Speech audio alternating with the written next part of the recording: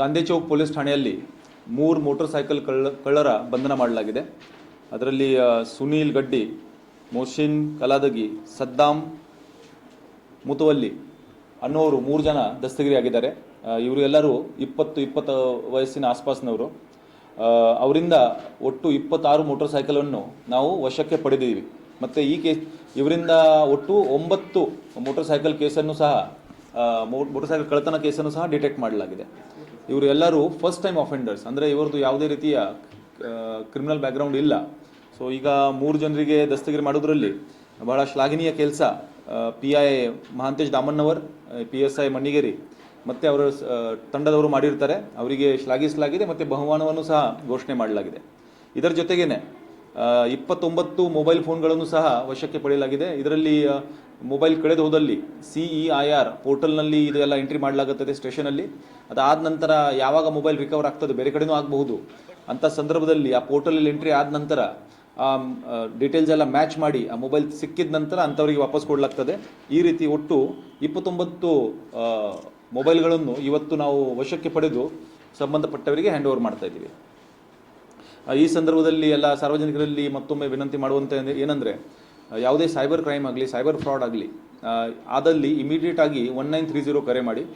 ಉದಾಹರಣೆಗೆ OTP fraud ಅಂತ ಸಂದರ್ಭದಲ್ಲಿ ಯಾವುದೊಂದು OTP ಫೋನಲ್ಲಿ ಬರ್ತದೆ, ಮಾತಾಡ್ತಿರುವಾಗ ಅಮೌಂಟ್ ಕಟ್ ಆಗುತ್ತೆ ತಮ್ಮ ಅಕೌಂಟಿಂದ. ಅಂದ ತಕ್ಷಣ ನಮಗೆ ಚೀಟಿಂಗ್ ಆಗಿದೆ, ಮೋಸ ಆಗಿದೆ ಎಂದು ಭಾವಿಸಬೇಕು.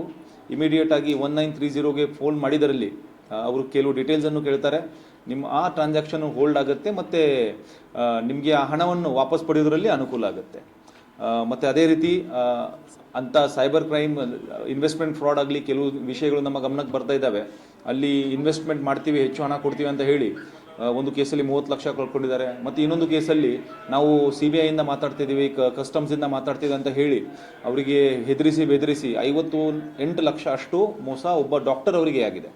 ಸೊ ಇಂಥ ಸಂದರ್ಭದಲ್ಲಿ ದಯವಿಟ್ಟು ಕೂಡಲೇ ನಿಮಗೆ ಯಾವಾಗ ಅನಿಸ್ತೆ ನನಗೆ ಮೋಸ ಆಗಿದೆ ಅಂದ ತಕ್ಷಣ ಯಾವುದೇ ರೀತಿಯ ಕಾಯ್ದೆ ಇಮಿಡಿಯೇಟಾಗಿ ನೀವು ಸೇನ್ ಪೊಲೀಸ್ ಠಾಣೆ ಅಥವಾ ನಿಯರೆಸ್ಟ್ ಪೊಲೀಸ್ ಠಾಣೆಗೆ ಹೋಗಿ ತಿಳಿಸಿದರೆ ಅದನ್ನು ನಾವು ಅನುಕೂಲ ಮಾಡಬಹುದು. ಮತ್ತು 1930ಗೆ ಮತ್ತೊಮ್ಮೆ ಹೇಳ್ತೀನಿ, 1930 ಕರೆ ಮಾಡಿ. ಇಟ್ಸ್ ಎ ಸೈಬರ್ ಹೆಲ್ಪ್ಲೈನ್ ಅಂತ. ಅವರಿಗೆ ಕೆಲವು ಇನ್ಫಾರ್ಮೇಷನ್ ಅವ್ರು ಕೇಳ್ತಾರೆ, ಅವ್ರು ಕೊಟ್ಟ ನಂತರ ನಿಮ್ಮ ಹಣ ಪಡೆಯೋದ್ರಲ್ಲಿ ಬಹಳ ಅನುಕೂಲ ಆಗುತ್ತದೆ. ಯಾವುದು?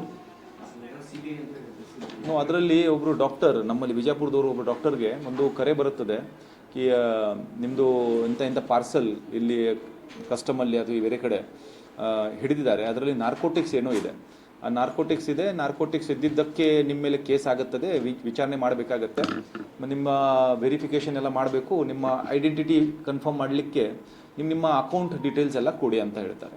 ಮಾತಾಡ್ತಾ ಅಕೌಂಟ್ ಡೀಟೇಲ್ಸ್ ತಗೋತಾರೆ. ಅವರಿಗೆ ಹೇಳ್ತಾರೆ ಇಂಥ ಅಕೌಂಟ್ ನೀವು ಫಂಡ್ ಟ್ರಾನ್ಸ್ಫರ್ ಮಾಡಬೇಕು. ಅದು ಮಾತಾಡುವಾಗ ಅವ್ರಿಗೆ ಗೊತ್ತಾಗಲ್ಲ.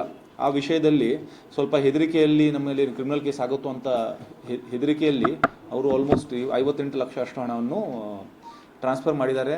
ಸ್ವಂತ FD ಎಲ್ಲ ಬ್ರೇಕ್ ಮಾಡಿ ಟ್ರಾನ್ಸ್ಫರ್ ಮಾಡಿದ್ದಾರೆ. ಅದಾದ ನಂತರ ವಂಚನೆ ಆಗಿದೆ ಅಂತ ಗೊತ್ತಾಗಿ ಅವರು ನಮ್ಮ ಹತ್ತಿರ ಬಂದಿದ್ದಾರೆ. ಸೊ ಇಂಥ ಕರೆ ಬಂದಾಗ ಎಲ್ಲರೂ ನಾವು ಏನೇ ಆಗಲಿ, ನಿಮ್ಮಲ್ಲಿ ಯಾರೊಬ್ಬ ನಾವು ಅಂಥ ಅಧಿಕಾರಿ ಇದ್ದೀನಿ ಅಂಥ ಇನ್ವೆಸ್ಟಿಗೇಷನಲ್ಲಿ ನಿಮಗೆ ಫೋನಲ್ಲಿ ಹೇಳ್ತಾನೆ, ಆವಾಗ ಏನೋ ಹೆದರೋ ಅವಶ್ಯಕತೆ ಇಲ್ಲ. ನೀವು ನಿಯರೆಸ್ಟ್ ಪೊಲೀಸ್ ಠಾಣೆ ಹೋಗಿ ಅದನ್ನು ವೆರಿಫೈ ಮಾಡ್ಬೋದು. ಪೊಲೀಸರ ಗಮನಕ್ಕೆ ತನ್ನಿ, ಅಥವಾ ಇಂಥ ಫೋನಲ್ಲಿ ಕಟ್ ಮಾಡಬೇಡಿ, ರೆಸ್ಪಾಂಡೇ ಮಾಡಬೇಡಿ, ಏನು ಪ್ರಶ್ನೆಗೆ ಸಂಬಂಧನೇ ಬರಲ್ಲ. ಸೊ ನೀವು ಫಸ್ಟ್ ಅಂಥ ವಿಷಯವನ್ನು ಎಂಟರ್ಟೈನ್ ಮಾಡಿದಲ್ಲಿ ಅವರು ಇನ್ನೂ ಜಾಸ್ತಿ ನಿಮ್ಮ ಹೆದರಿಕೆಯನ್ನು, ಸೈಕಲಾಜಿಕಲ್ ಅದು ಉಪಯೋಗಿಸ್ಕೊಂಡು ಅಂಥ ವಂಚನೆ ಆದದ್ದು ನಮ್ಮ ಗಮನಕ್ಕೆ ಬಂದಿದೆ. ವಂಚನೆ ನಿಮಗೆ ಅನಿಸಿದಲ್ಲಿ ಕೂಡಲೇ 1930, ಮತ್ತೊಮ್ಮೆ ಹೇಳ್ತೀನಿ, 1930 ಯಾಕೆ ಕರೆ ಮಾಡಿ ಅಂದರೆ ಆ ಅಕೌಂಟ್ಸ್ ಎಲ್ಲ ನಾವು ಟ್ರಾನ್ಸಾಕ್ಷನ್ಸ್ ಹೋಲ್ಡ್ ಮಾಡೋಕ್ಕೆ, ಅಕೌಂಟ್ ಫ್ರೀಸ್ ಮಾಡೋಕ್ಕೆ ನಮಗೆ ಬಹಳ ಅನುಕೂಲ ಆಗುತ್ತೆ. ಅದು ತನಿಖೆಯಲ್ಲಿ ಪ್ರಕರಣ ಇದೆ, ನಮ್ಮ ತನಿಖೆ ನಡೀತಾ ಇದೆ. ನಾವು ಅದರಲ್ಲಿ ಏನೋ ಸಕ್ಸಸ್ ಆದಲ್ಲಿ ನಿಮಗೆ ಡೆಫಿನೆಟ್ಲಿ ನಾನು ಅದನ್ನೇ ಸಹ ಅಪ್ಡೇಟ್ ಮಾಡ್ತೀನಿ. ಅದು ಬೇರೆ ರಾಜ್ಯದವರು ಇರ್ತಾರೆ. ನಾವು ಇದಕ್ಕಿಂತ ಮುಂಚೆ ಸಹ ಒಂದು ಚೀಟಿಂಗ್ ಕೇಸಲ್ಲಿ 4 ಜನ ಕೆನಿಯನ್ ಜನರಿಗೆ ಸಹ, ಪ್ರಜೆಗಳಿಗೆ ಸಹ ನಾವು ದಸ್ತಗಿರಿ ಮಾಡಿದ್ದೀವಿ.